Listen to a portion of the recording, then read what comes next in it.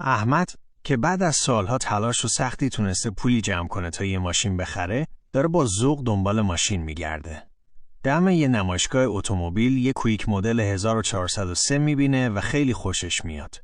اون که خیلی ذوق داشت ماشین رو از فروشنده به قیمت 700 میلیون میخره و فروشنده که میدونست داره ماشین رو به احمد غالب میکنه خیلی زود مباینامه رو میاره و امضا میکنن. بعد از چند روز میره پیش یکی از دوستاش تا ماشینش رو نشون بده. همین که به دوستش میگه ماشین 700 میلیون خریدم، دوستش میگه همین الان قیمتا رو ببین، این ماشین نهایتش 600 میلیون قیمتشه و احمد شوکه میشه. احمد خیلی زود پیش یه آقای وکیل میره و قضیه رو کامل تعریف میکنه.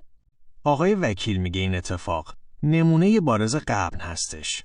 غبن یعنی یک شخص حالا به اشتباه یا تقصیر مالی رو بهت بیشتر از ارزش واقعیش بفروشه.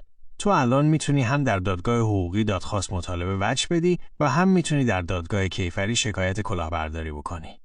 احمد خیلی زود زنگ میزنه به فروشنده و فروشنده هم میگه برو هر کاری میخوای بکن، دیگه معامله کردیم. احمد زود شکایت میکنه و تو دادگاه قاضی فروشنده رو محکوم به جبران خسارت یا همون برگردوندن پول احمد و جزای نقدی میکنه.